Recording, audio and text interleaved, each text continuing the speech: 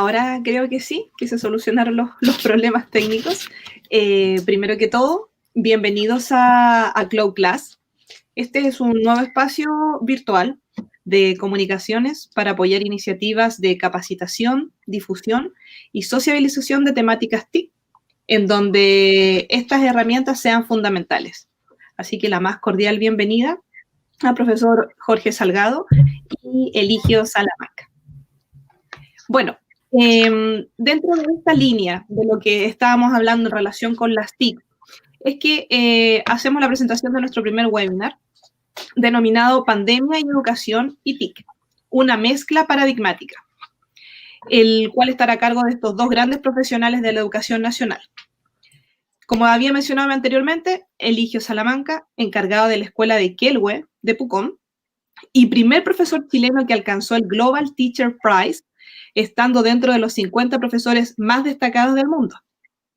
Además, contamos con nuestro segundo invitado, Jorge Salgado Anoni, profesor formador de profesores, exdecano de la Facultad de Ciencias Humanas de la Universidad Arturo Prat Iquique y director de gestión educacional.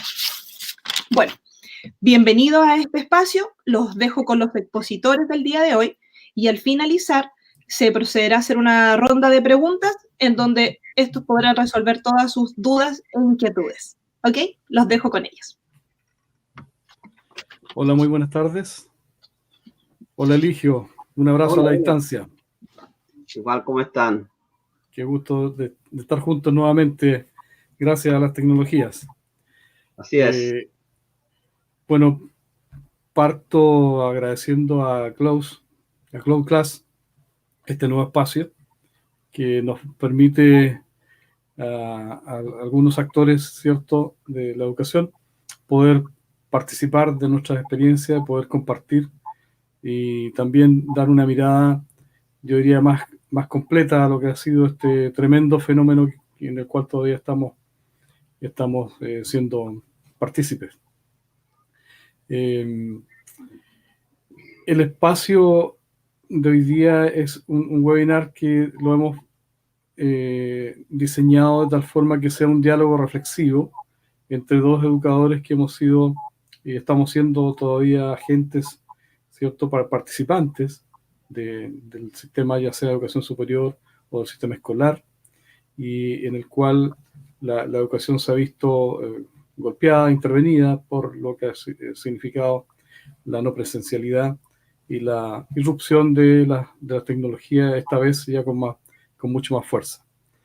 En ese sentido, en el primer espacio, la idea es que podamos conversar, Eligio, en torno a una pregunta base, que es ¿qué estábamos haciendo cuando apareció esto? Y en eso me gustaría hacerte la palabra, así bien coloquialmente, ¿cómo nos pilló? ¿En qué estábamos? Ese 15 o 16 de marzo, cuando se anuncia, ¿cierto?, que se acaba la presencialidad. ¿Cómo te pilló a ti? Mira, creo que analizar desde hoy, con todo lo que ha pasado, hay que haciendo como una retrospectiva de lo que estábamos haciendo y aludiendo a lo que hoy pretendemos llegar a la normalidad. Creo que estábamos inmersos en esa concepción de normalidad que en el fondo era más similar a una rutina en la que estábamos insertos, pero que todos de alguna manera veníamos manifestando cierta disconformidad o que no estábamos 100% cómodos con lo que estábamos haciendo, con lo que estaba ocurriendo. Y desde ese punto de vista, tenemos que asumir que nadie estaba preparado para esto. De un día para otro fue como caer en un mar donde empezamos a naufragar tratando de salvarnos cada uno, todos aislados, y un poco el reflejo de lo que es o era más bien nuestra vida en ese entonces, en que todos estamos como tratando de levantar nuestros esfuerzos, pero casi mayoritariamente diría en forma individual. Esto es como un llamado de atención para darnos un tiempo de reflexión, de analizar lo que estábamos haciendo. Por lo tanto, creo que todo lo que nos está ocurriendo tiene también que ser considerado como un aspecto positivo que nos permite reflexionar tanto en lo que estamos haciendo hoy día, en el presente, como lo que podemos hacer a futuro, sobre todo en lo que es educación. Me da la impresión, Eligio, no sé si comparte la idea conmigo, que lo que ya se había escrito e investigado, Illich en sus tiempos lo señalaba, que la escuela ya estaba muy gastada, este modelo clásico de escuela tradicional, y esto nos removió y nos pilló y desenmascaró o desnudó, más bien dicho, un proceso de inercia evolutiva que ha tenido la escuela de la mayoría, digamos, porque siempre en esto uno no puede generalizar, pero la mayoría de la escuela se ha visto siempre acomodaticia a un modelo que lo determina un sistema generalmente centralizado, con un currículum prescrito y una serie de normativas, y por lo tanto navega muchas veces de espalda a la realidad. Y justamente esta pandemia lo que ha hecho ha sido darle con la puerta en la cara y decirle a la escuela, oiga, escuela, ¿qué está pasando con usted? ¿Cómo visualiza esto? Yo quiero graficarlo.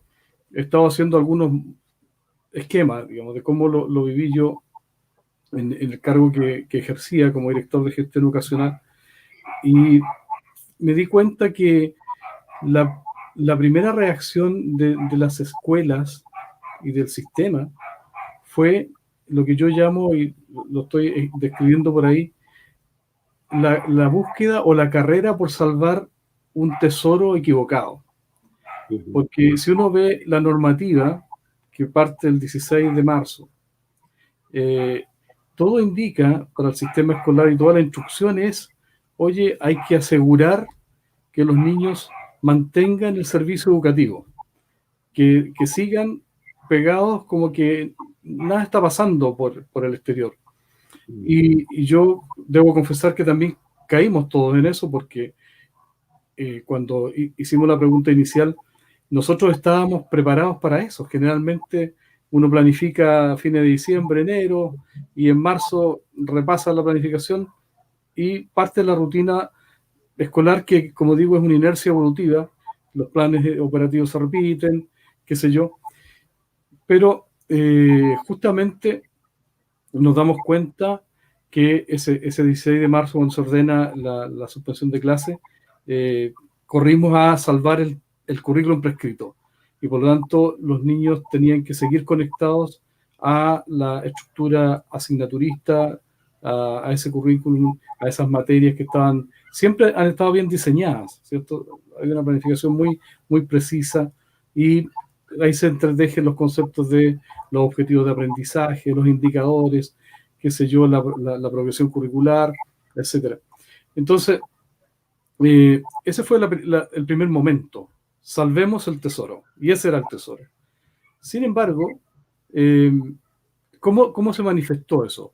En lo que empezamos a visualizar y revisando también lo que hacían otros colegios, o los colegios la mayoría, la primera actitud fue metámonos en la casa, ¿cierto? Llevemos la escuela a la casa. Y la casa se la arreglará. Nosotros, o la escuela declara que la familia participa en la educación, y este es el momento de cobrar la palabra. Ese fue como ironizando un poco el pensamiento, ¿no? Nosotros mandemos materiales, mandemos guías, mandemos audios, videos, lo que sea, y que en la casa alguien se haga cargo de ayudar al niño a revisar esto, ¿sí?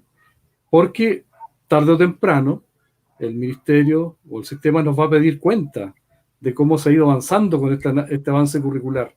Este avance curricular que ya estaba estrictamente programado y estrictamente graduado, etc.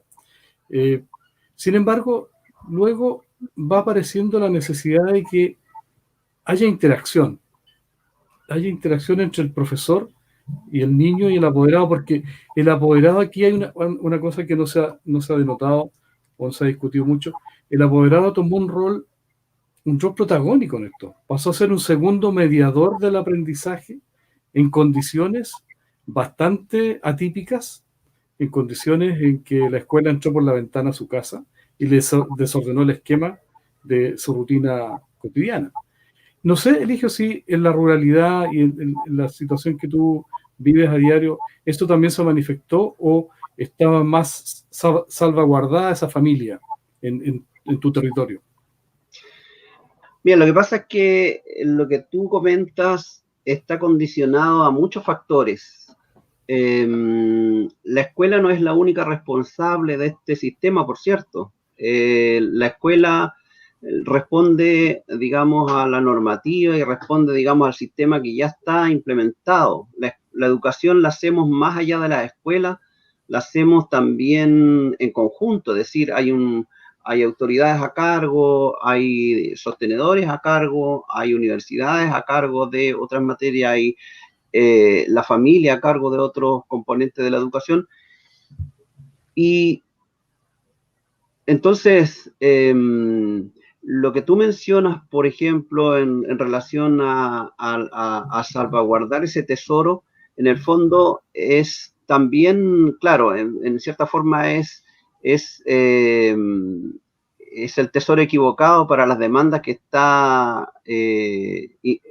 estamos viendo digamos, de la realidad y del mundo entero también, de la humanidad, de los problemas ambientales, y en fin, que estamos teniendo. La educación no está respondiendo a las demandas digamos, de la sociedad en su conjunto, pero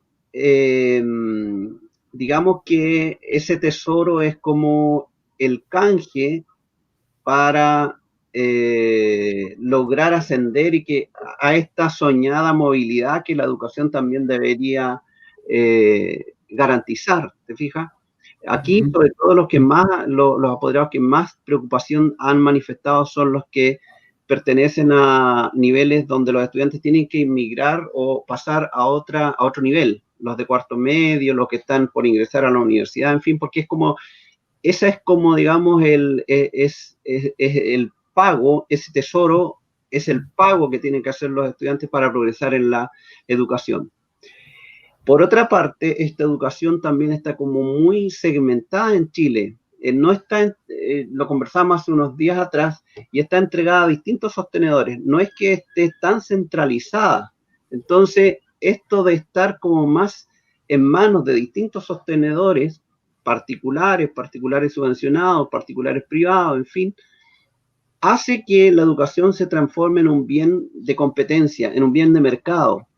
Entonces, cuando tú ves que una escuela está haciendo esto, la otra escuela quiere hacer otra cosa, similar o mejor, para cautelar la matrícula, para también cautelar su imagen frente a la sociedad, y finalmente todo se empieza a entretejer en un activismo que sigue el camino equivocado. Y yo tengo mucha preocupación y sé que muchos profesores están en la desesperanza de que, volviendo a reanudar las clases, volvamos también a ese camino equivocado.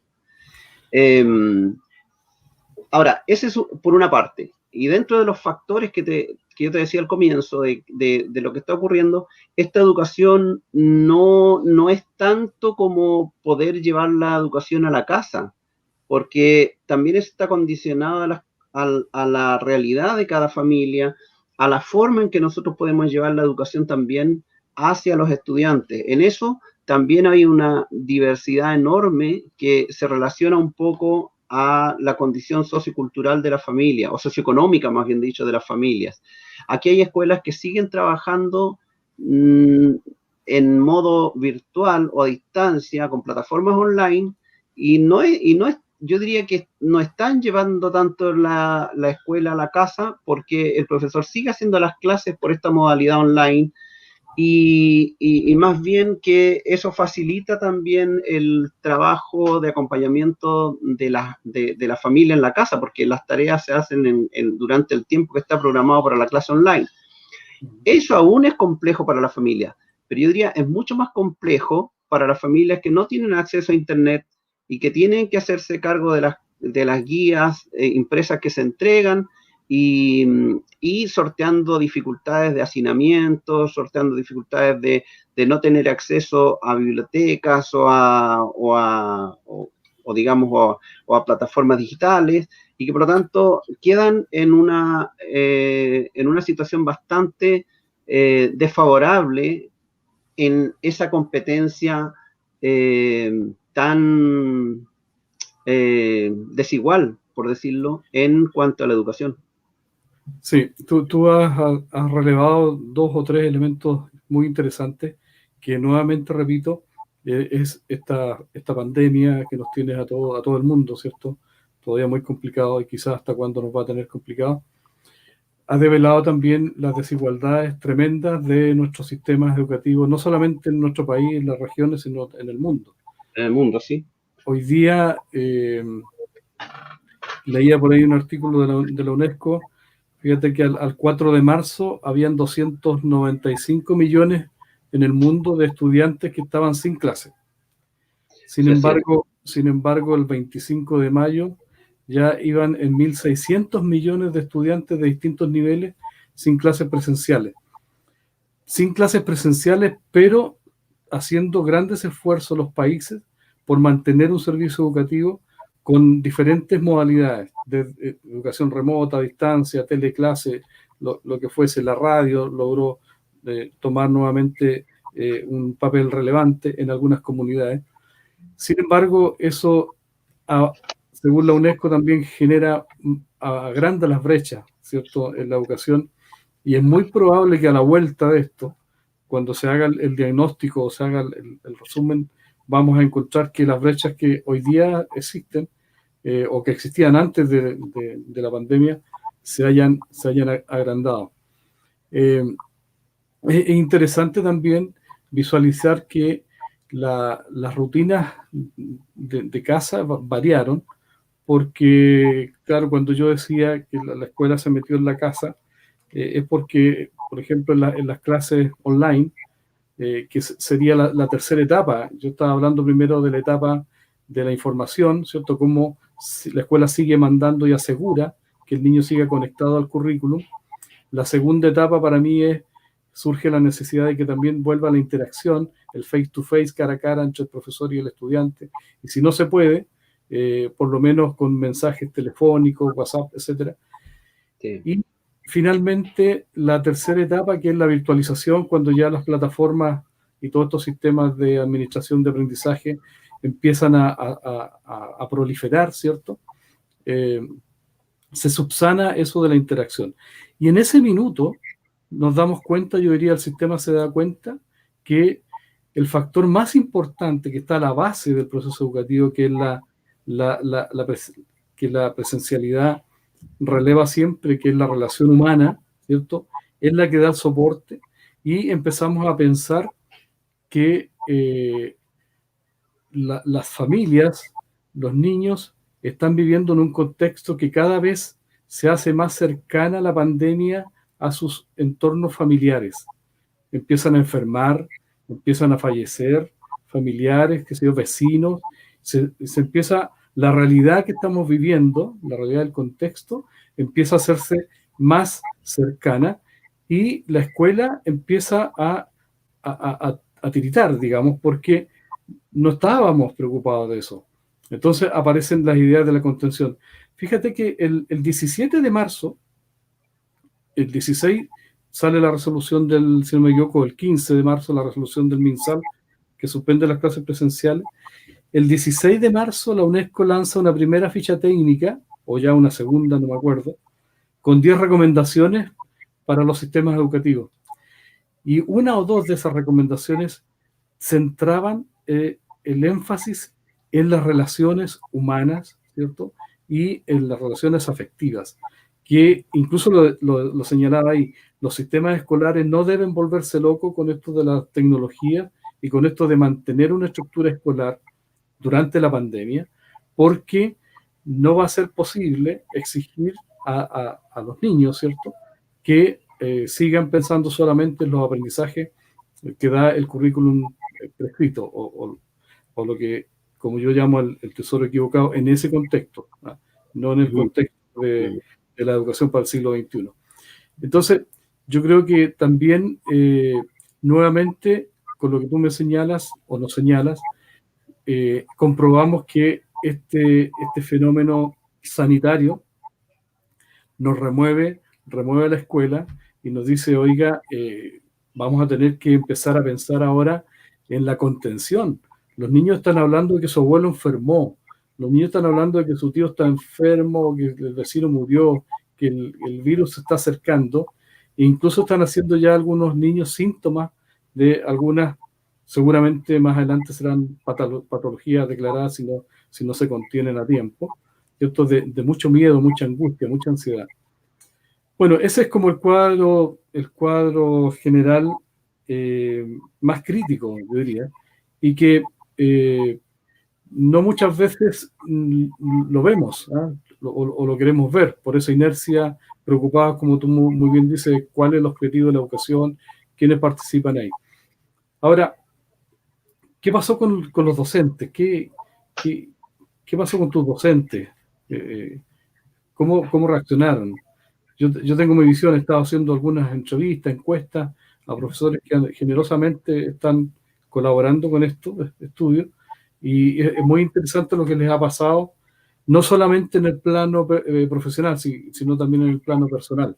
¿Cómo has visto tú este fenómeno en ellos?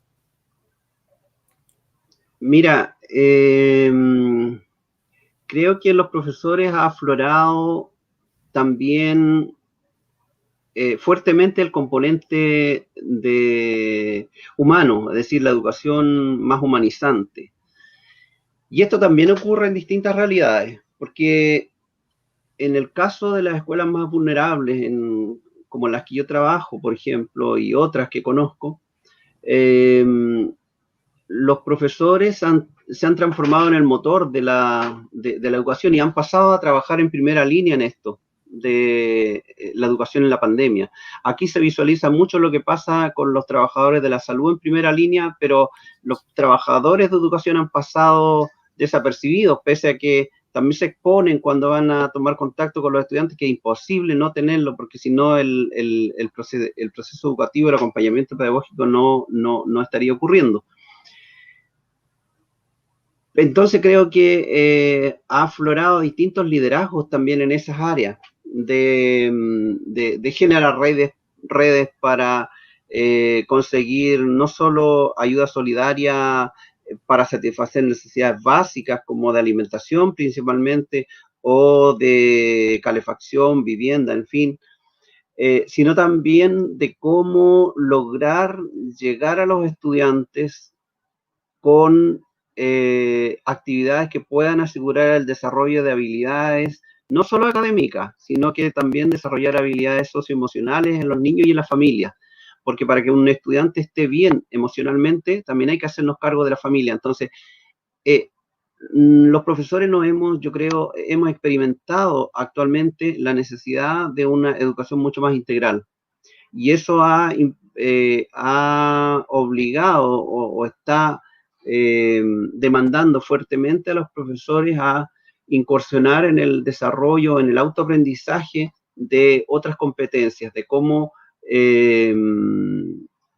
generar ciertas instancias para ir en apoyo emocional hacia las familias en general y hacia los estudiantes, y por otra parte, cómo buscar nuevas plataformas que puedan mejorar la oferta educativa que se estaba llevando a los colegios, a los estudiantes, porque en el colegio es una modalidad en que el profesor pueda estar haciendo la retroalimentación inmediata, y acá la educación, en el caso de no tener internet, es asincrónica, por lo tanto, hay que buscar las fórmulas, no solo para llevar este proceso educativo, sino también para hacer la retroalimentación y también ir haciendo un acompañamiento evaluativo formativo. Muy bien. Fíjate que ha surgido fuertemente un modelo educativo que es la pedagogía de la emergencia, ¿cierto?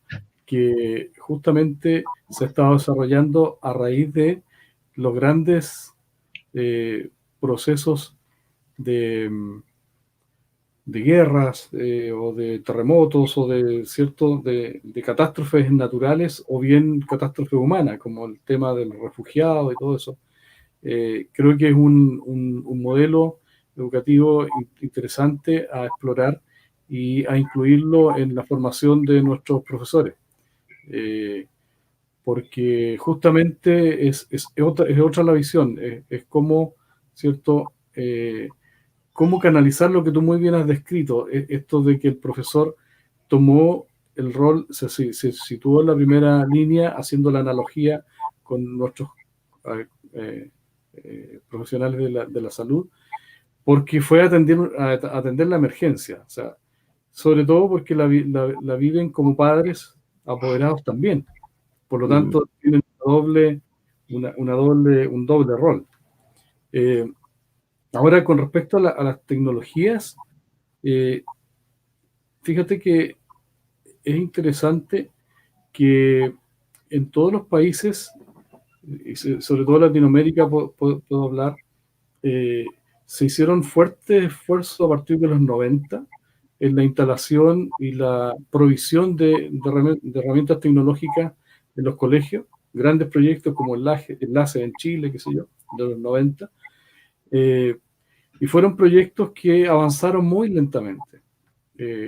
Nuestro país avanzó en la provisión de herramientas, pero la utilización, la vinculación con el currículum, con la metodología, siempre finalmente fue quedando, digamos, en deficiencia, debido fundamentalmente a todo lo que significaba la actualización permanente, la necesidad de dotación de mayores recursos.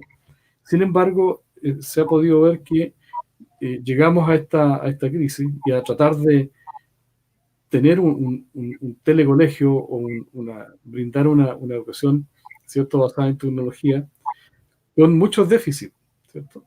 Y los profesores han sufrido también el agobio o la necesidad de subirse a este monstruo que son las tecnologías actuales, que tanto se han desarrollado.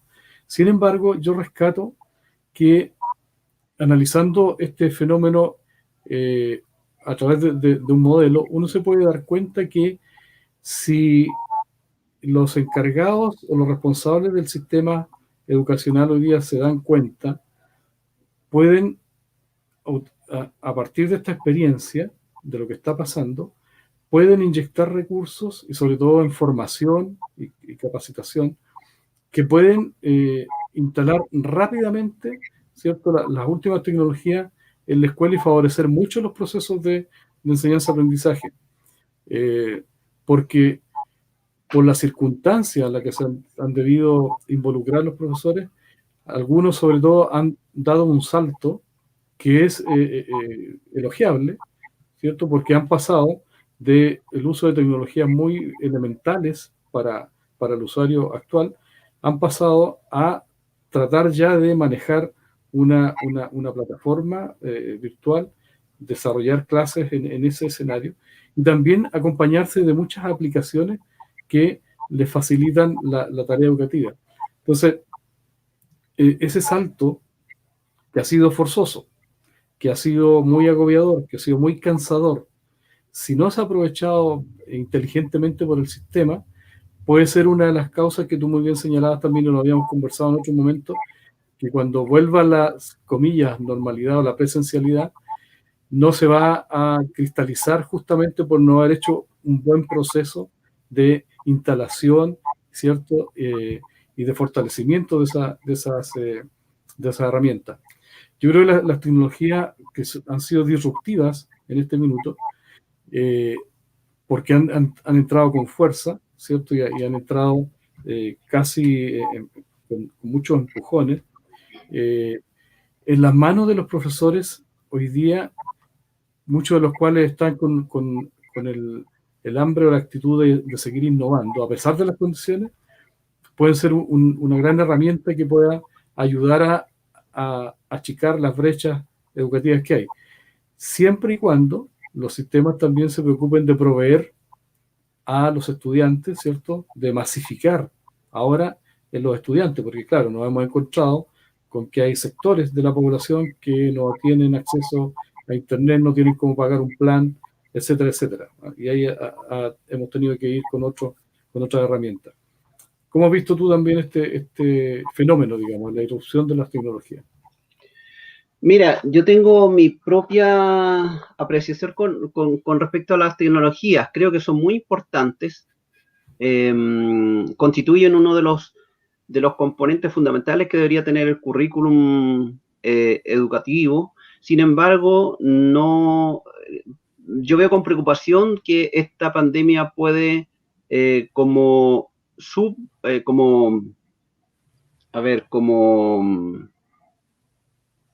otorgar una validez, otorgar un valor extremado a las tecnologías sin subsanar otros componentes que para mí son fundamentales en el currículum.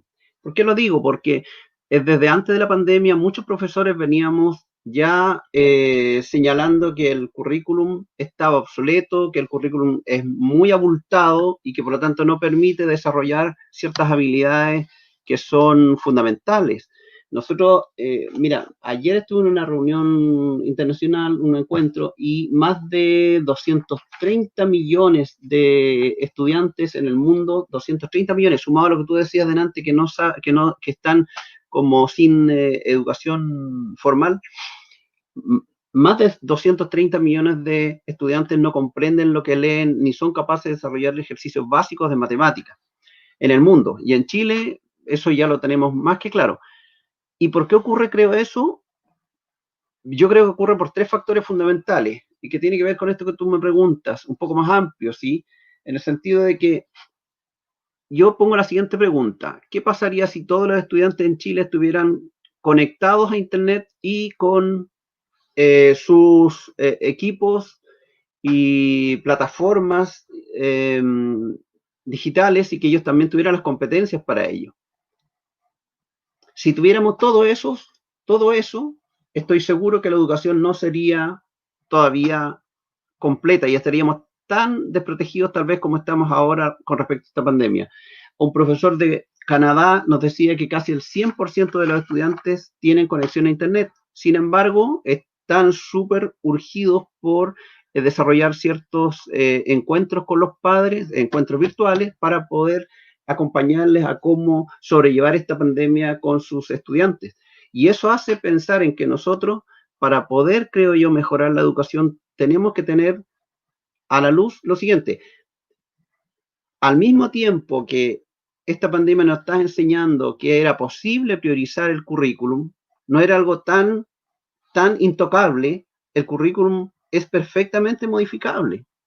Es decir, hay que hacerlo porque las demandas del siglo XXI son otras, que no tiene el currículum actual. Y por lo tanto, lo que te quiero decir es que hay tres componentes que a mí me parece importantísimo incorporar al currículum educacional nacional. Uno es el componente de la educación socioemocional, porque eso nos ayudaría a enfrentar de mejor manera, aunque no tengamos ni siquiera Internet.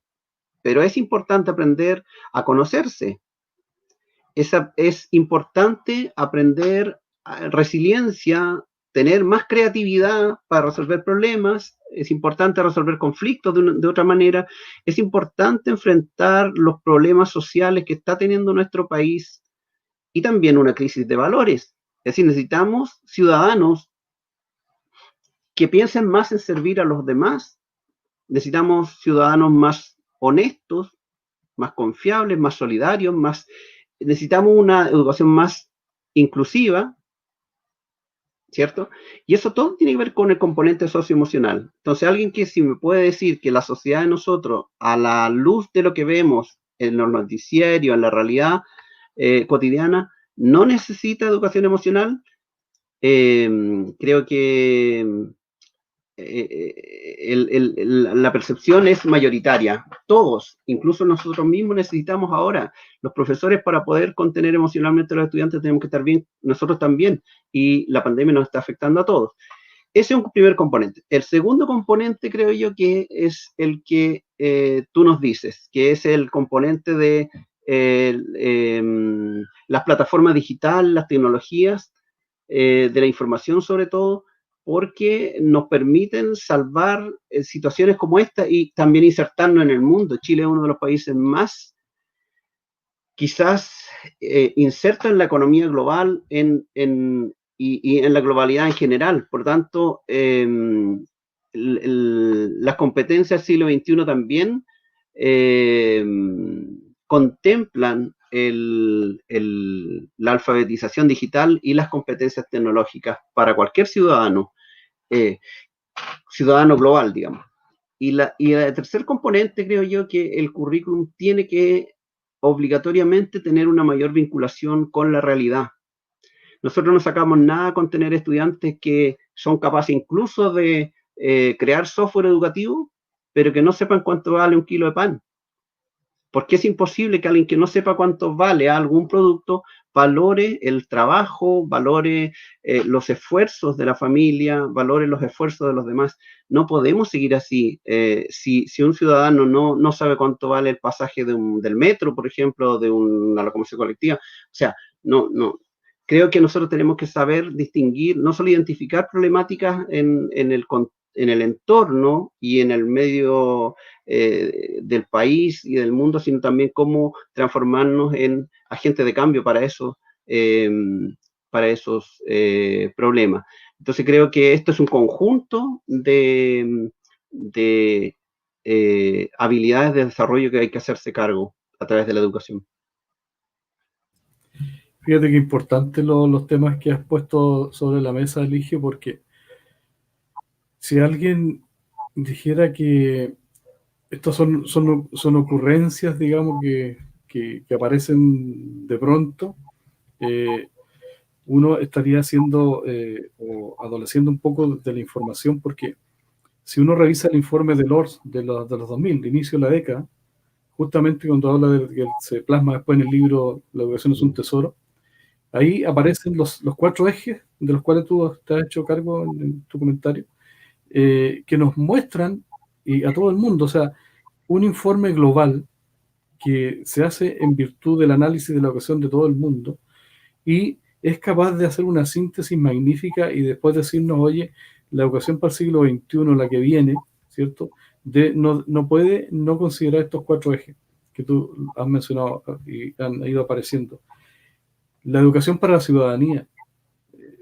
Hoy día, si bien es cierto, se ven propuestas, planes, el peligro que veo yo o el desazón me cabe cuando tratamos de meter esto a la escuela clásica, ¿cierto? Y la escuela clásica le da su toque y termina siendo más de lo mismo, ¿cierto? La clase de ciudadanía, la clase de esto, la prueba sobre ciudadanía, y eso lo desvirtúa. Y la verdad es que lo que necesitamos, como tú también muy bien señalas, es una escuela donde el niño, todos, digamos, todas las personas que formamos parte de esa escuela, podamos vivir la realidad, llevar una vida, ¿cierto? Y no una doble vida, que en el fondo es que cruzamos el umbral de la escuela hacia adentro y cambia el esquema, entramos a otra parte, una cosa artificial, ¿cierto? Muy estructurada. Ahora, eso se puede agravar si es que no reflexionamos profundamente a partir de lo que estamos viviendo ahora por esta pandemia. Yo el otro día discutía con unos muchachos, conversábamos, digamos, y les decía, mira, los grandes desarrollos en educación se han logrado después de grandes crisis en países. Finlandia, Singapur, Alemania, etc. Uno sabe que después de las grandes crisis que tuvieron, sus sistemas educativos se fortalecieron, se reformularon completo. No hay que olvidar el drama de los norteamericanos con con el Sputnik y la carrera espacial, ¿cierto? Lo que les significó, por ejemplo, Nokia en Finlandia, etc. Entonces, yo creo que la gran virtud que tuvieron esos países sí es que se sentaron a reflexionar y pudieron dejar las diferencias, las ideologías y llegar a consensos para poder establecer los mínimos y también los máximos como para poder avanzar.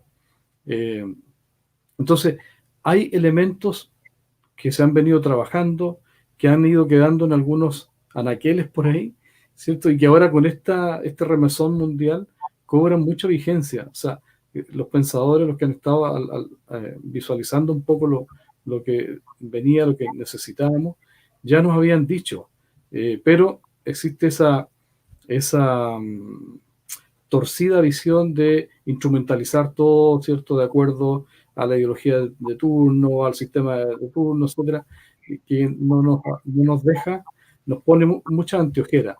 Entonces, yo creo que justamente ahora el valor de estas tecnologías, estas plataformas que han permitido democratizar el diálogo, lo que estamos haciendo nosotros quizás era impensado hace una década en nuestro país, por lo menos, era impensado. Y yo sé que como Cloud Class hoy día hay varias más que están poniéndose en órbita, ¿cierto?, en línea, y quienes debemos hablar de educación, debemos ocupar esos espacios, como nos decía Paulo Freire, tenemos que ocupar los espacios de poder que se nos den para, por supuesto, reflexivamente, informadamente, democráticamente, hacernos cargo y hacer propuestas para que podamos tener en algún minuto una educación que sea de calidad, pero de calidad, yo diría, humanizante, de calidad académica también, por supuesto, y que hay elementos como para nutrirla. Están los pilares, está lo que debiese tener. Y hoy día, un detalle también muy importante que tú has señalado es que nos ha faltado voluntad. Hemos tenido mucha arrogancia, yo creo que también, con respecto al currículum. Como tú muy bien reconocías, era posible priorizar, era posible decir, esto es lo que sirve para mi realidad, y yo creo que va a ser más necesario todavía porque de esto todavía no vamos a salir. O sea, yo estoy en Tarapacá, ¿cierto?, la primera región, tú estás en la 9ª, en mi otra región, la que llevo en el corazón, y sí, fíjate que acabamos antes del inicio de este conversatorio, recibir la mala noticia en nuestra región de que vamos con cuarentena indefinida. O sea, y eso nos impacta mucho, y quien no lo sienta así está fuera de este mundo, porque ya había colegios que estaban planificando y diseñando la vuelta. O sea, no, si esta cosa termina julio, volvemos ya, entonces, ¿cuántas salas vamos a ocupar? Etcétera, etcétera, etcétera. Pero se estaba pensando en una vuelta, yo diría también por una necesidad de abstraerse del terror que significa la pandemia. Nos habíamos mantenido muy en el avance de la pandemia en Chile, nos habíamos mantenido, yo creo, muy a la cola, pero hoy día somos protagonistas. Y somos protagonistas en mala, vamos al alza en todo. Y eso tiene que ver también con la falta de conciencia cívica, ¿cierto?, de que esto hay que acometerlo entre todos, si no va a ser más catastrófico. Bueno, pero era posible priorizar. Y era posible porque también era posible permitirle a las regiones, a los territorios, a cada escuela, a cada proyecto educativo, que trabajara en base a lo que había definido como su proyecto. Entonces, aquí un poco de arrogancia también que teníamos, y lo otro es la voluntad. O sea, la voluntad de que entregarles a los ciudadanos a definir también cuál es la educación que necesita, qué elementos necesita. Bueno, quizás este primer y segundo espacio ha sido un poco para un estado de situación, y lo importante ahora, Eligio, yo creo que las personas que nos están siguiendo también quieren saber qué pensamos nosotros en lo que viene. O sea, cómo debe ser, aunque ya hemos tocado algunos temas, pero a lo mejor avanzar y profundizar un poquito más en eso. Tú has tenido una visión global con este último tiempo que ha estado muy vinculado con sistemas escolares del mundo, y por lo tanto yo creo que también estás pensando en que tu escuela puede ser ¿cómo se dice? Eh, una punta de lanza en algunas cosas que podrían demostrar que con voluntad, con menos soberbia, con más humildad, con más mirada global, se pueden implementar. Vamos por ahí en esta otra parte. Uh-huh. Mira, lo primero, con respecto a la priorización que se hizo, hay que distinguir que esta priorización también se hizo en emergencia. Y en emergencia no todo lo que se hace es tan consciente y tan eficiente. Por lo tanto, lo que se hizo con esta priorización fue más bien un recortar a primera vista lo que parecía ser accesorio y dejar lo medular, pero a esto medular, para que no parezca tan recortado, ponerle alguna clasificación o identificarlo por categorías de imprescindible, por ejemplo, algunos objetivos imprescindibles y otros que son integradores. Entonces, cuando uno mira esta priorización curricular, también uno ve que para abordar un objetivo de aprendizaje, necesariamente hay que trabajar otro que no está priorizado. No sé si me entiendes. Entonces, ¿por qué ocurre esto? Porque el currículum está, como tú bien decías delante, está hecho, es en el fondo una acomodación a lo tradicional que ya teníamos. ¿Me entiendes? Es como tratar de arreglar algo con algo nuevo, algo que ya está viejo. Entonces, no siempre va a quedar a la medida, ¿te fijas? Va a quedar con, digamos, algún carácter que revela que no es lo suficientemente adecuado. Entonces, la única forma de hacer una verdadera priorización, yo creo que hay que hacerla de una manera más reflexiva, con mayores fundamentos y con mayor participación también. Creo firmemente que el currículum en Chile está lejos de las potencias educativas con las que nos comparan, muy lejos. Estamos tratando de formar desarrollar habilidades blandas, estamos tratando de hacer una educación más inclusiva, más diversa, con un currículum tremendamente estricto, tremendamente rígido, tremendamente obsoleto, anticuado, cognitivo, con una preponderancia alarmante de los contenidos versus las habilidades. ¿Por qué no se pueden desarrollar habilidades tan importantes para el siglo XXI? Simplemente porque las escuelas tienen una carga administrativa demasiado alta y una presión por desarrollar la cobertura curricular, que no es otra cosa que el cúmulo de contenidos por los cuales se va a evaluar la escuela después por las pruebas estandarizadas.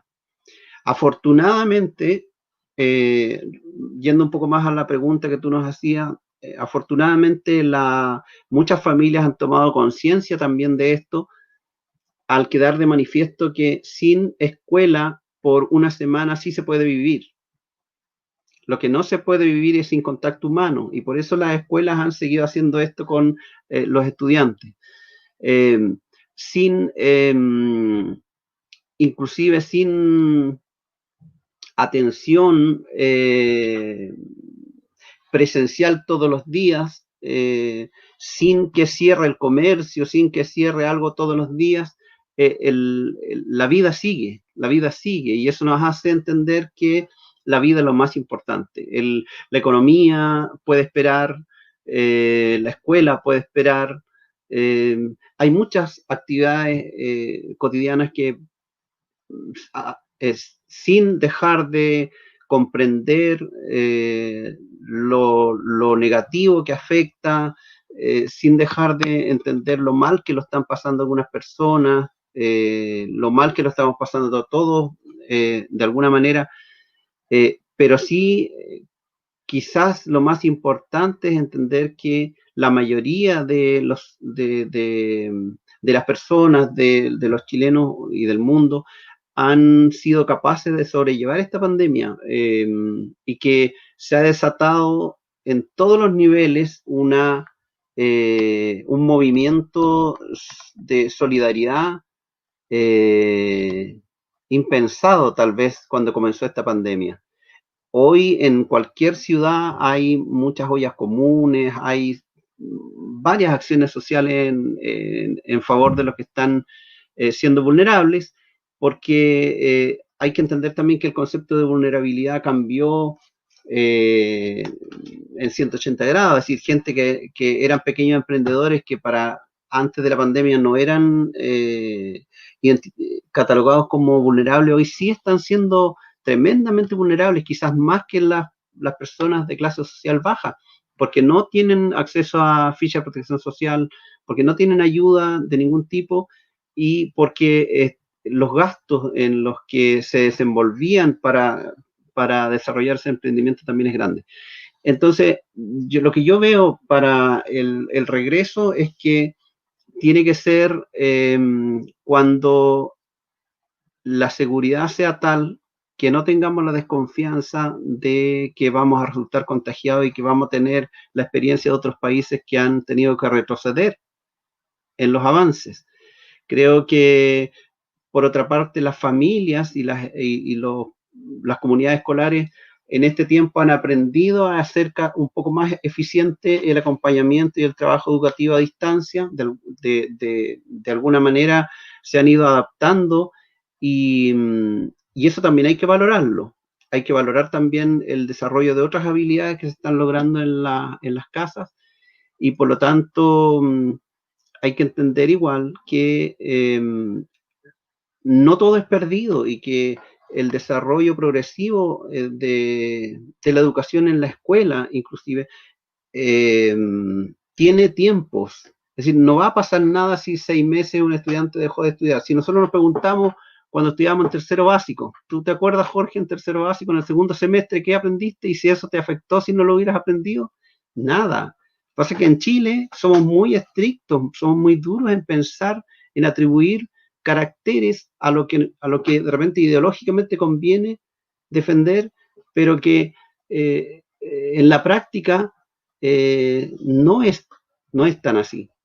Así que yo creo que la experiencia de otros países, Uruguay ya volvió a clase hace un tiempo atrás, pero ellos no tenían tanto contagiado y dejaron de tener también riesgo. Entonces, bueno, yo tengo la experiencia de lo que nos han ido contando los profesores, un país pequeño, pero que al inicio comenzaron de una manera y todavía están haciendo adecuaciones a esa presencialidad. Y están en la misma que nosotros, es decir, ellos volvieron y están cuestionando el retomar el sistema que traían. ¿Qué nos va a pasar? Sí, fíjate que mientras te escuchaba, reflexionaba un poco cuánta falta hace instalar profundamente la habilidad de la reflexión profunda en todos los actores, ¿cierto?, que están vinculados con la educación, para no salirnos del marco, digamos. Entonces, yo creo que el aprender haciendo, por ejemplo, que hoy día cobraba mucha relevancia, sobre todo con los profesores que han tenido que aprender a manejar tecnologías, teniendo las tecnologías en la mano, o sea, aprender haciendo. Pero este aprendizaje no va a ser completo si el profesor y el sistema en general no es capaz de instalar procesos profundos de reflexión y dar los espacios para que eso se produzca. Hoy día todos hablan de que el profesor debe reflexionar, de que el niño tiene que reflexionar, que ser crítico, reflexivo. Sin embargo, no se dan los espacios y no se dan los elementos que permiten una reflexión. Antes de que nuestro nuestro querido Claudio Naranjo nos dejara en este mundo, pude ver varias de sus charlas, sobre todo cuando vino en los últimos tiempos al Congreso del Futuro, y tanto que hacía hincapié en que si no salíamos de educar solamente el cerebro intelectual en este ser tricerebrado, no íbamos a avanzar. Y cuánta razón tiene. O sea, la capacidad reflexiva es la que finalmente permite que haya un aprendizaje. Porque si yo solamente hago algo y después lo rutinizo, a lo mejor a lo mejor me adiestré en esa técnica o en esa conducta, qué sé yo. Pero si no hago una reflexión y hago metacognición al respecto, no voy a aprender. Entonces, yo creo que pensando en la vuelta, por cierto, tú lo has dicho muy bien, necesitamos la seguridad de que esto ya no nos va a afectar, la pandemia, ¿cierto? No nos vamos a infectar, a pesar de que a veces uno la suspicacia le dice, oye, a lo mejor están empujando para que más se infecten y qué sé yo, y gastemos menos en vacunas, y sea un proceso natural. Pero bueno, todo puede ocurrir en este mundo. Entonces, la seguridad, lo primero. Segundo, que las escuelas puedan contar con los elementos que permitan esa seguridad, porque no les vaya a pasar, ¿cierto? Y ahí te miro y digo, chuta, no le vayan a pasar el cacho a Eligio y que arréglatelas como puedas, ¿cierto? Y ahí tú vas a tener que hacer un montón de malabares para poder darle seguridad a los niños y a los profesores, por cierto. Seguridad. Segundo, yo diría, y que va a ser lo más difícil, llegar al currículum esencial. Hoy día estamos hablando de un currículum priorizado, pero que sigue estando a partir de un currículum que ya está exacerbado, un currículum muy cognitivo, etcétera.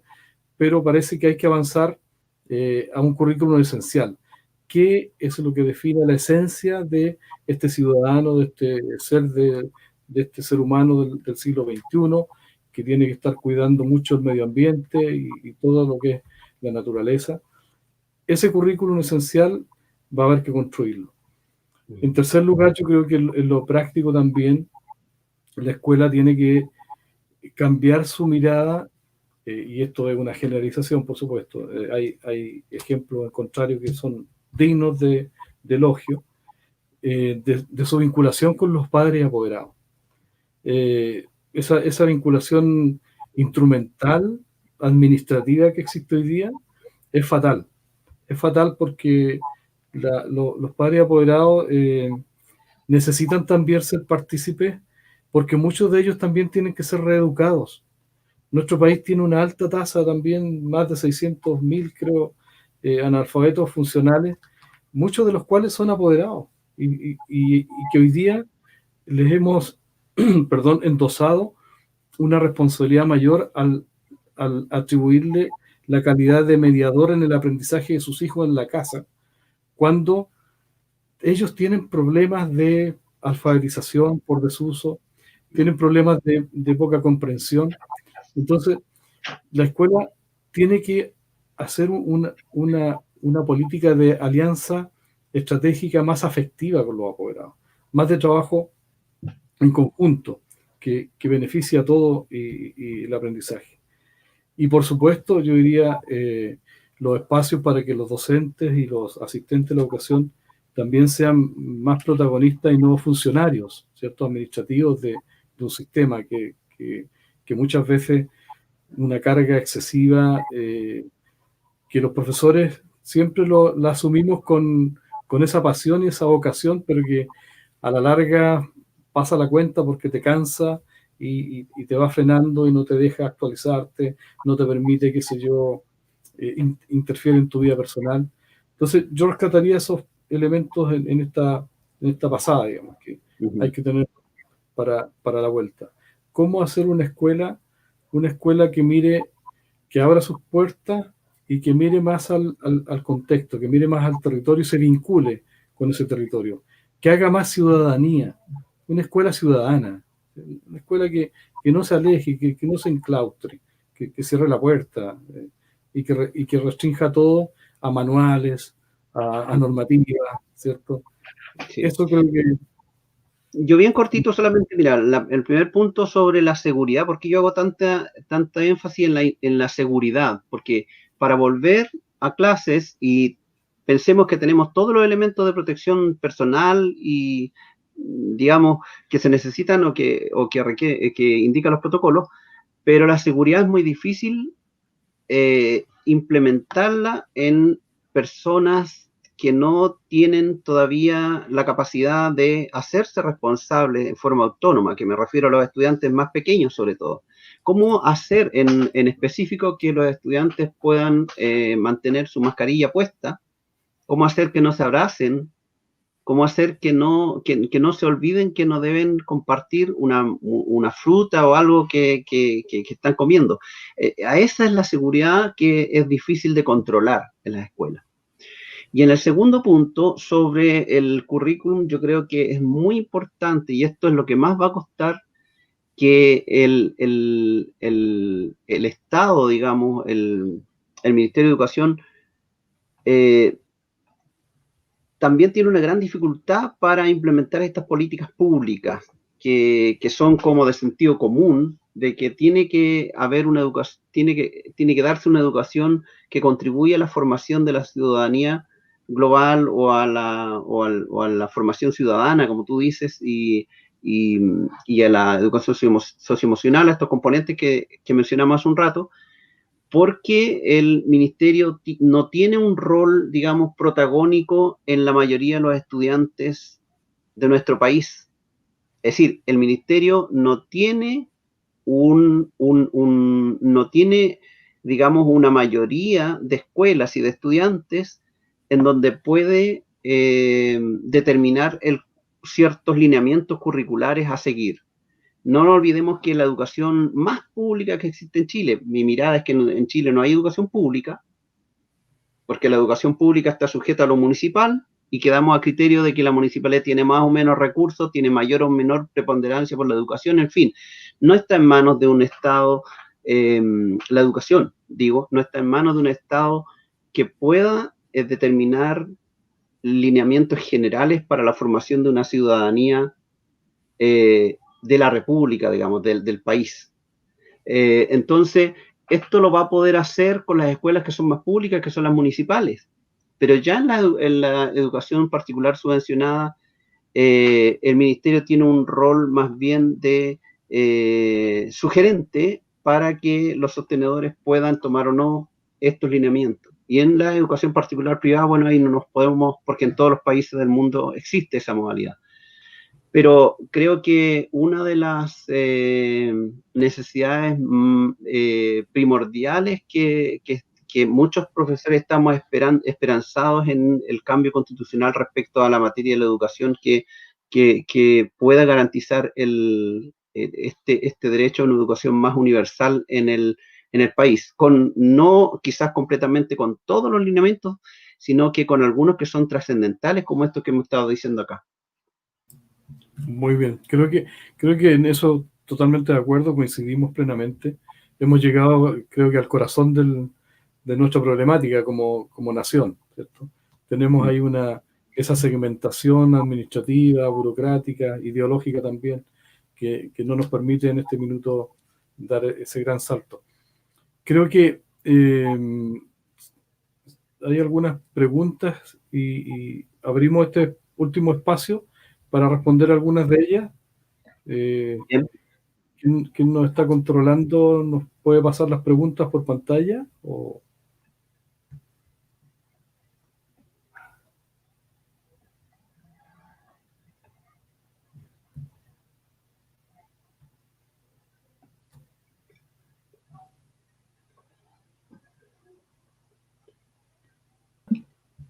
Ahí sí, ya. Bueno, acá hay una pregunta, Pedro Zurita. Hoy nos hemos visto sobrepasados con la tecnología, pero ¿cuántos reconocen estar sobrepasados en aula con sus mismos alumnos y los aprendizajes no se entregan? Te cedo la palabra, Eligio. creo que es una pregunta que está como muy... Yo agradezco mucho la pregunta porque tiene mucha relación con lo que hemos ido conociendo en el transcurso de esta situación de pandemia. A ver, la primera parte yo creo que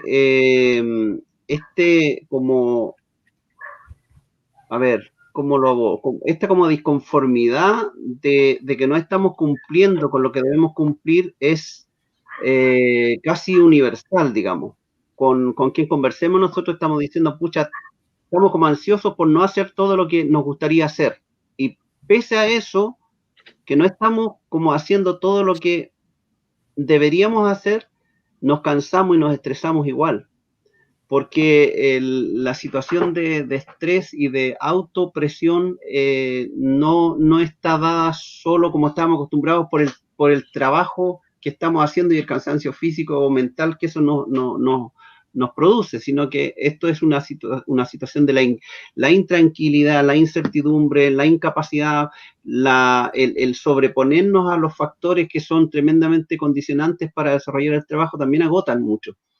Entonces, acá ocurre otra cosa que también lo que te decía, hay escuelas que uno ve están trabajando como si nada hubiera ocurrido casi, entonces siguen las plataformas y los estudiantes siguen avanzando, mientras yo me voy quedando atrás y los niños, los estudiantes que yo atiendo también, y eso estresa. Entonces, eso por un lado. Por otra parte, a los profesores se nos sugirió, más que sugerir, se nos impuso el teletrabajo y el mantener el acompañamiento educativo de los estudiantes. Sin embargo, no se nos proveyó, no se nos entregó ninguna herramienta, ningún recurso, ningún facilitador de eso. Entonces, hay profesores, como el caso mío, por ejemplo, que hemos tratado de habilitar espacios en la casa, de comprarnos un equipo mejor, contratar un servicio de internet que responda a estos, de mejor forma a estos requerimientos. Sin embargo, a veces todo esto no garantiza que se pueda responder a lo que uno quiere. Pues, si de repente, mira, a mí me pasa, yo tengo internet, pero muchos de mis estudiantes, que son casi 50, uno solo tiene internet. Y a veces yo quiero llamar por teléfono a los que no tienen internet y algunos no tienen cobertura de teléfono. Fija, a veces, afortunadamente, yo puedo llevar guías impresas a todos mis estudiantes, pero ayer veíamos a Paulino Pérez, un profesor que está nominado, que fue ganador, finalista del Global Teacher Prize el año pasado y ahora está a la espera de la semifinal, fue top 50 en las semifinales del Global Teacher Prize, y él recorre 30 kilómetros para dejar guía a los estudiantes. Entonces, si de repente la familia esa no está, me imagino no puede entregar esas guías, qué sé yo. No puede hacer retroalimentación tampoco como si fuéramos online. Y por lo tanto, yo le agradezco mucho la pregunta a Pedro, parece que se llama, ¿no es cierto? Zurita. No siempre este aprendizaje está llegando de la mejor forma y en los tiempos que nos gustaría a las escuelas. Pero lo que yo rescato mucho es que esta oportunidad quizás no la vamos a tener tan fácilmente, de que los estudiantes vean al profesor cargando cajas con mercadería como ayuda para otra familia o para la familia de ellos mismos. Es un tremendo ejemplo de profesores, creo yo, es un tremendo ejemplo de la educación que necesitamos. Y al mismo tiempo he visto apoderados que están como pendientes de nosotros, de los profesores, que no nos pase nada. Hay algunos que de repente cuando le digo, mire, mañana no lo puedo llamar a su hijo porque estoy en una reunión hoy día, lo voy a llamar mañana y no se preocupe. Hay una comprensión que creo que muchas veces en la presencialidad se veía como normal y creo que esto ha ido como levantando un poco el valor hacia los apoderados y de los apoderados hacia los profesores, y se ha ido generando un vínculo más potente en esto. Y lo último, decir también que a pesar de que el ministerio dijo que todo este acompañamiento siguiera, todos los procesos administrativos siguen tal cual. Y con la diferencia, sí, que el teletrabajo y todo esto de que mediante las plataformas se puede mantener la gestión administrativa de los colegios. Hay muchos trabajadores del servicio público en educación que también tienen que, y yo lo interpreto así, que tienen que justificar su trabajo y por lo tanto nos han llegado más encuestas que nunca. Nos han llegado más estudios que nunca. Y el ministerio ha inventado un montón de plataformas que son como autocapacitaciones para las canastas familiares que cambian su formato cada vez. Entonces, se ha ido como inventando un cúmulo de trabajo administrativo que en el fondo tiene quizás un trasfondo que es mantener ocupado a quienes se mantienen trabajando. Entonces, todo lo que es proceso administrativo ha seguido tal cual. Eso es verdad. Aquí tenemos otra pregunta. Muchas gracias. No sé si el profesor Jorge quiere agregar algo más. Sí, quería solamente un apunte junto con saludar, un abrazo grande a Pedro, gran colaborador nuestro en los tiempos de enlaces, los 90. Yo creo que también tiene que ver, Pedro, con esta escuela que no satisface expectativas. Antes de pandemia, con crisis, sin crisis, la escuela muchas veces cae en estos, no podemos responder a las expectativas de todos, de los profesores, de los estudiantes, de los apoderados. Entonces, claro, cuando uno mira a la escuela como una organización social en que cada uno tiene distintas expectativas, cuesta mucho satisfacer y cuesta mucho que los aprendizajes lleguen. Entonces yo creo que ahí la clave, o una de las claves, está en que haya un proyecto educativo muy participativo, muy co-construido entre todos, y que pueda dar en el clavo de satisfacer esas expectativas. Un niño que no encuentra respuesta a sus expectativas en el colegio, un niño que tiene conductas disruptivas, que se pierde, se desalinea, lo mismo que un apoderado, y lo mismo que un docente o un directivo. O sea, los directivos menos, porque están más alineados desde el sostenedor, pero un ser humano en un sistema social que no vea cumplida su expectativa se desalinea rápidamente y eso le genera conductas disruptivas. Entonces, la escuela para eso recurre muchas veces a dispositivos disciplinarios que lo único que hacen es endurecer la relación. Y lo que necesitamos son escuelas justamente, las escuelas exitosas son aquellas que tienen las relaciones humanas al frente de todo, y son relaciones afectivas, de cariño. Yo creo que también hoy día cobran mucha vigencia, comillas, experimentos o grandes modelos educacionales del pasado, la Escuela Nueva de Colombia, qué sé yo, todo lo que fue el P900 en Chile, con la participación invaluable de los jóvenes de los barrios que acudían a las escuelas a ayudar a los niños a trabajar en talleres, de deporte. Eso es lo que necesita la escuela, la escuela nuestra como que se fue enclaustrando y se fue tecnologizando demasiado, ¿eh? Entendiendo tecnología a todo, ¿eh? No solamente las TIC. Eso quería agregar, Romina, perdona. Muchas gracias. Acá tenemos otra pregunta de Waldo Barraza. Mi pregunta para el profesor Jorge, desde su experiencia como decano de pedagogías en la UNAP, ¿cuáles son las herramientas que debemos tener las nuevas generaciones de profes ante estos nuevos desafíos? Querido Waldo, grandes jornadas. Sin duda que esta emergencia y esta pandemia ha puesto en evidencia muchas de esas, y podríamos hacer un gran listado de esas competencias o habilidades que deberíamos tener los profesores, ¿ah? Y por supuesto me incluyo, porque no todos hemos vivido esta experiencia y tenemos que reaccionar reflexivamente ante ella. Sin duda, si miramos los 4 pilares de la educación que ya lo dijimos, informes de LORS de los 2000, ahí hay bastante ya que tiene que ver con el manejo de las tecnologías, tiene que ver con el manejo de conocimiento, pero sobre todo de habilidades que permitan generar conocimiento. habilidades sociales, que son las que más se han echado de menos ahora, porque la familia afortunadamente se dio cuenta que necesitaba al profesor no para que hiciera solo la clase de matemáticas, necesitaba al profesor para que contuviera la angustia y la ansiedad de los niños ante lo que está pasando, y también la angustia y la ansiedad de ellos mismos, que estaban viviendo una situación todavía más desmedrada con, qué sé yo, cambiar todo su esquema de trabajo o de dinámica familiar. Sin duda, el trabajo comunitario.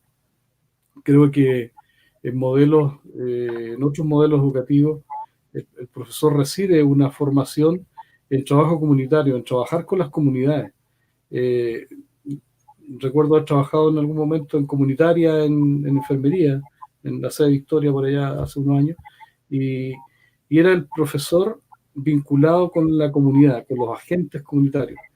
También en algún minuto en las campañas de alfabetización, trabajando con los dirigentes vecinales, con los vecinos puerta a puerta en las poblaciones.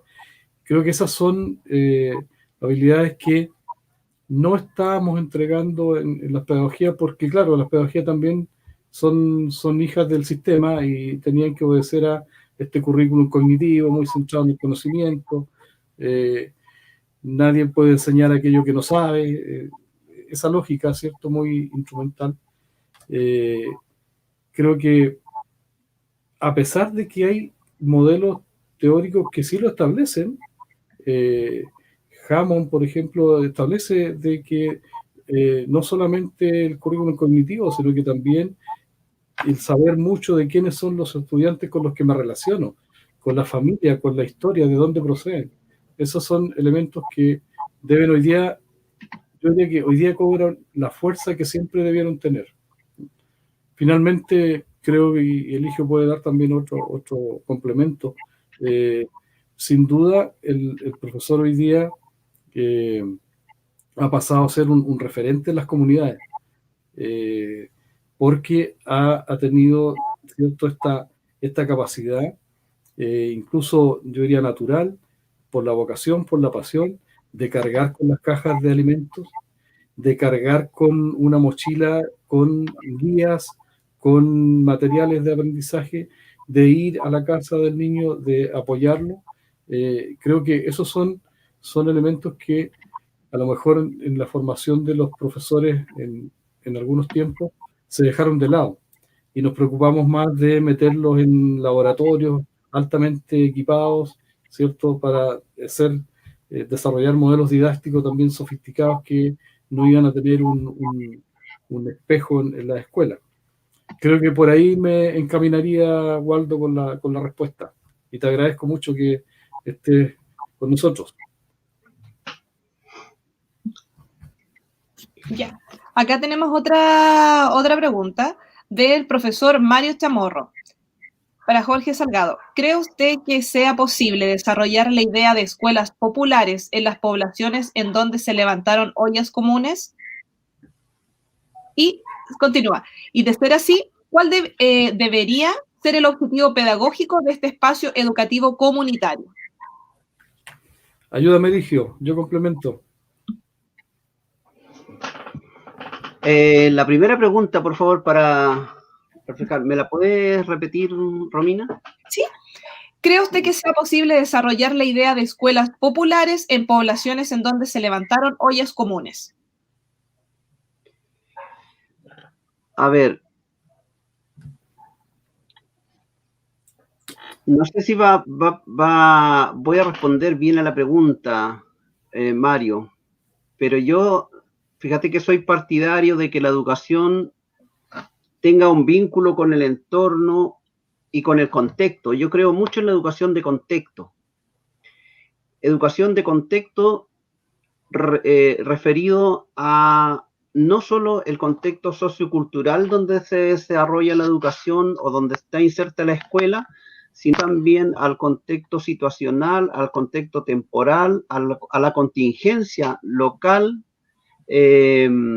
porque una educación que no responde a las necesidades ni a la realidad que tenemos, donde está inserta la escuela, creo que se transforma en algo artificial, desvinculado y que no logra concretar ningún entusiasmo, no logra ser significativa para la comunidad ni para los aprendizajes de los estudiantes, no es pertinente ni tampoco puede pretender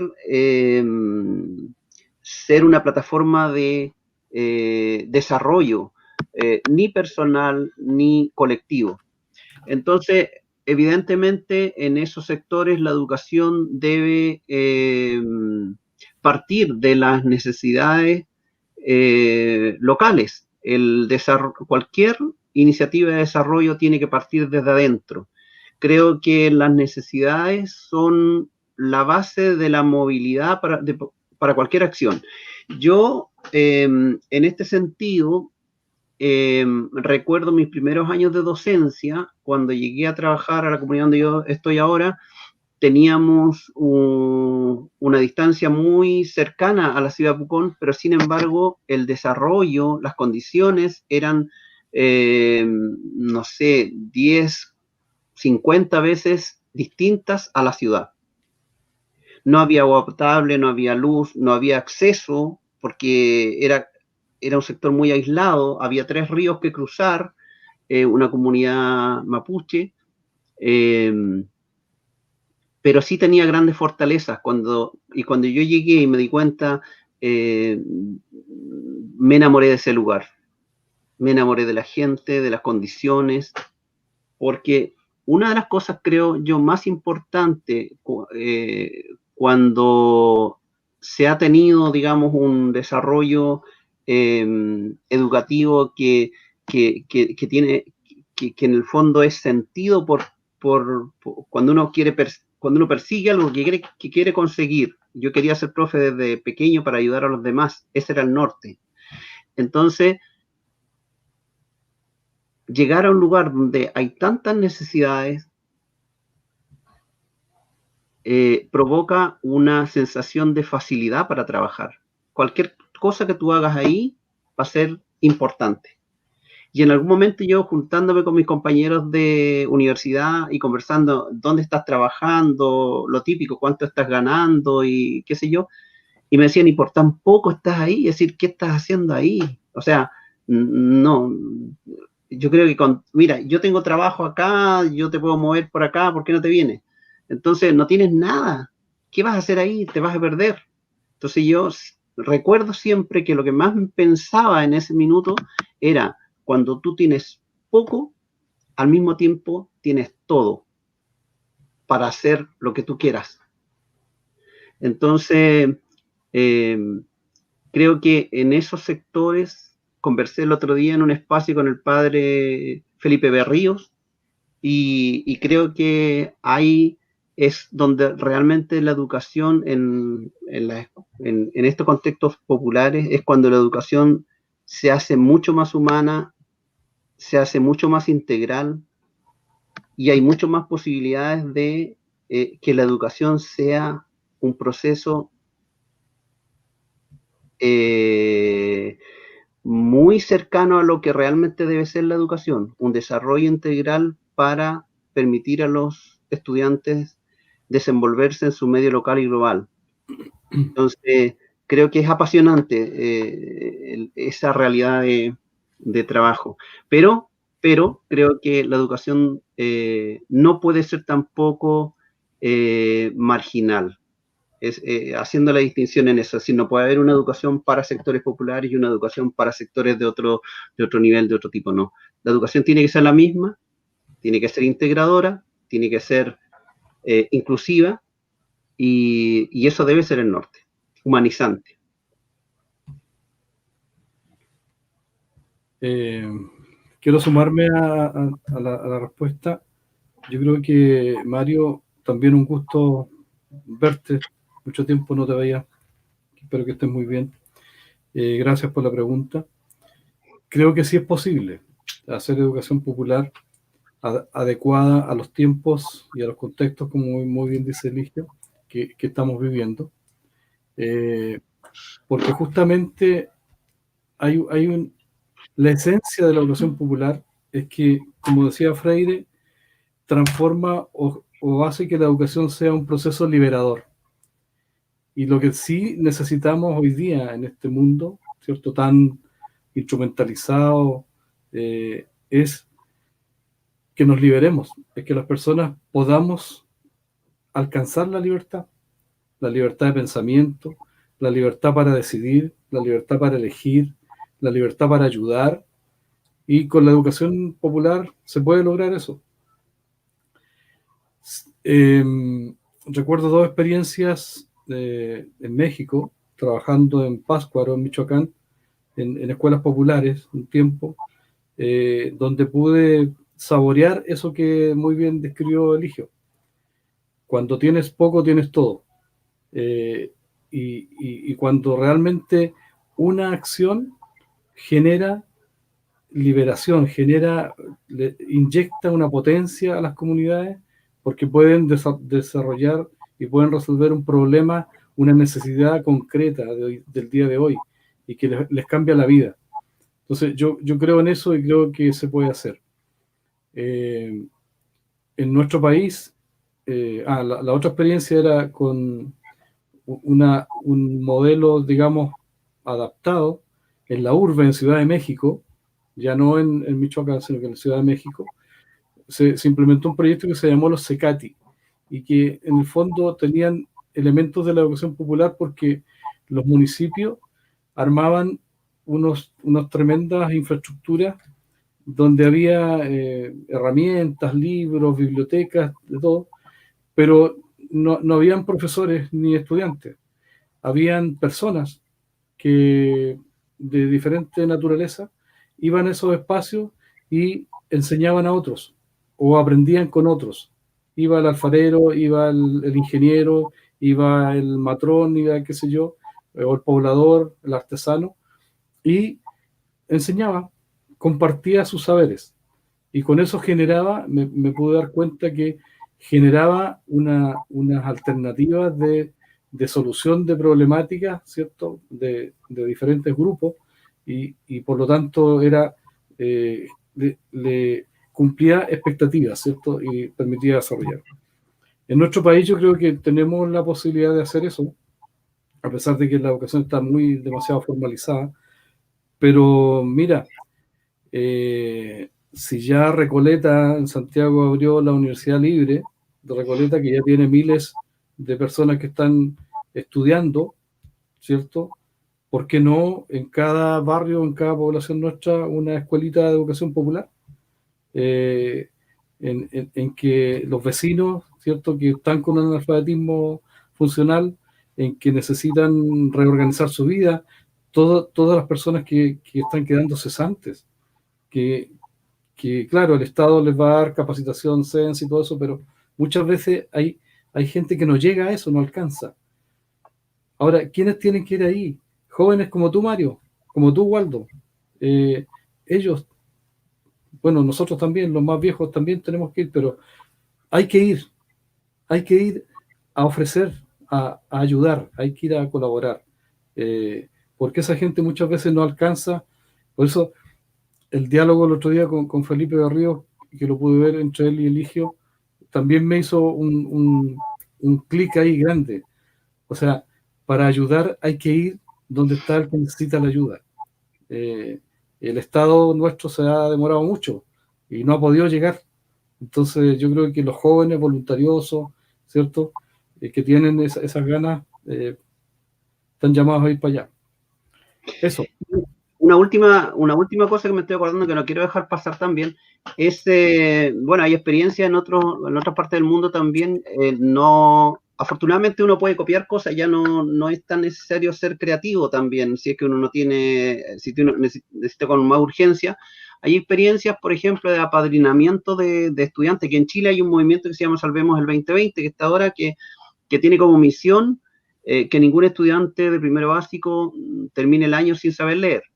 Pero en otros países hay este apadrinamiento es permanente para estudiantes marginados, por ejemplo. Sabemos que en Chile hay una población de migrantes de inmigrantes muy alta y que necesitan también la mayor inserción mediante el lenguaje desarrolla el pensamiento y todo esto, pero también, mira, en sectores populares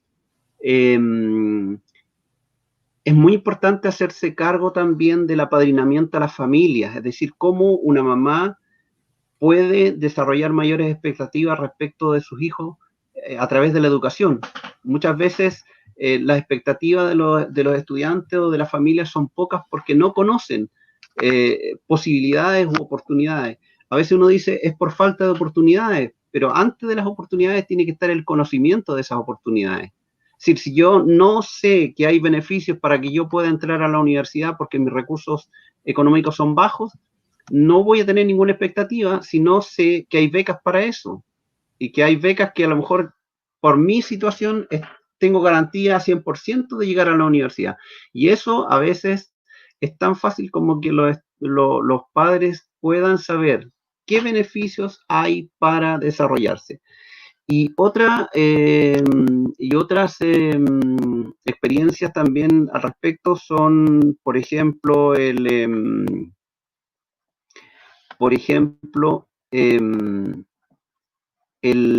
digamos, la inserción de los abuelos. En Chile los abuelos están casi,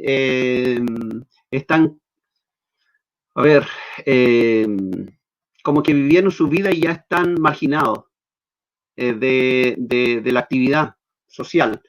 Y en otros países sí los abuelos son un componente importantísimo para la educación, sobre todo en historia, en orientación, en referentes para que los estudiantes lleguen a ser lo que ellos fueron o no lleguen a ser lo que ellos de repente cuentan que no debieron haber hecho en su vida. La verdad es que es una riqueza importante. En Chile la educación informal no tiene mucha cabida. En otras partes la educación informal incluso es financiada. Por lo tanto es importante ahí, para los jóvenes sobre todo, movilizarse y buscar iniciativas donde poder ayudar en estos contextos que más necesitan de la educación. Muchas gracias. Bueno, tenemos la última consulta de Pamela Vega. Esto lo vamos a hacer en honor al tiempo, ya porque igual entendemos que estamos un poco extendidos en el tiempo, así que igual hay hartas consultas que quedaron. Sí, la hora se nos pasó, pero volando. Así que tratamos de seleccionar algunas preguntas. Esta sería la última para ya más o menos ir cerrando nuestro webinar. Pamela Vega dice, ¿creen que después de la pandemia habrá un cambio en la mentalidad de las y los estudiantes con respecto a comportamiento, aprendizaje? ¿O será necesario que las y los docentes ayuden con esta reflexión? Me refiero a que será difícil abordar la temática COVID-19 como profe.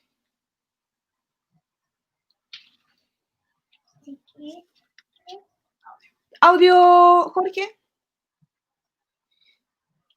Ahí. Perdón, ya me había desconectado.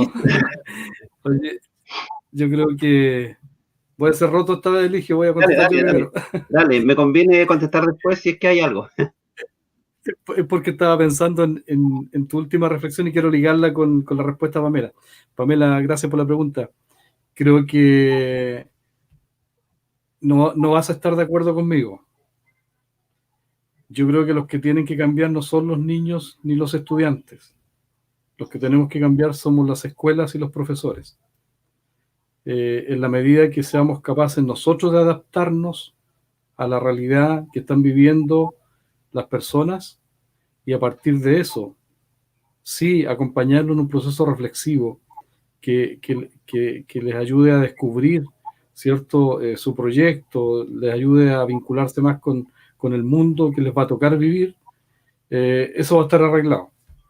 Si nosotros seguimos exigiéndoles que ellos cambien sus conductas y sus comportamientos y se adapten a la estructura escolar, estamos fritos. Perdona que lo diga así, pero esto es como llevamos 50 años con el mismo modelo y tenemos las mismas consecuencias. Entonces, creo que hay que, ironizo un poco, me voy a los extremos, pero hay que llegar a un consenso, ¿cierto? A un modelo compartido. Lo que pasa es que la estructura es la que menos cambia y es la que menos se adapta a la realidad. Y queremos que todos se adapten a eso. Y lo último, quería ligarlo con el pensamiento de Eligio hace un momento con los adultos, y a lo mejor nos ayudan también. Sugata Mitra hizo un experimento muy interesante en la India para ayudar a que se incorporara tecnología, pero finalmente de todo lo que hizo, que es muy interesante y lo pueden ver en YouTube, Sugata Mitra, ingeniero, doctor en ingeniería, él descubrió que, o se le ocurrió más bien dicho, que en Inglaterra, él estaba haciendo su tesis doctoral, en Inglaterra había muchos profesores jubilados y habían también otros profesionales jubilados que tenían tiempo. Y lo que hizo fue reclutar a estas personas, a un grupo de estas personas, y los nombró tutores de estudiantes que tenía en la India. Y logró resultados magníficos. O sea, hay otros agentes en la sociedad que nos pueden ayudar y mucho, ¿cierto?, a tener una educación más integral, más vinculante, más afectiva, y que hoy día se pierden, se jubilan y se pierden, ¿cierto?, con toda esa sabiduría, todo lo que han desarrollado. Ok, corto.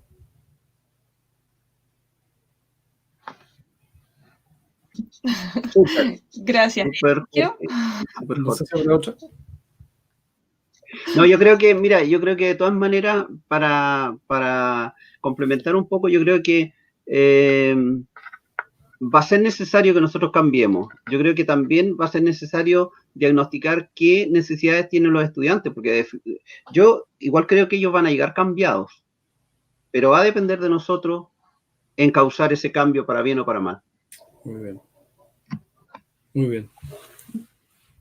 Eso, bueno, les damos las gracias, de verdad.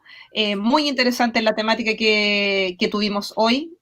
Sin duda, algo que como profesor tenemos que trabajar, tenemos que darle una vuelta, tenemos que ver cómo vamos a enfrentarnos a esta nueva realidad.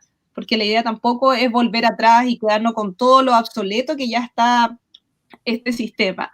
Entonces, tenemos que ver a los niños o estudiantes desde otras perspectivas. Incorporar el tema de los oficios también puede ser en las escuelas populares, el incorporar también a los adultos mayores. Ellos, tal como decía Jorge, tienen una sabiduría, una experiencia que uno mismo va aprendiendo de ellos. Entonces, es sumamente importante.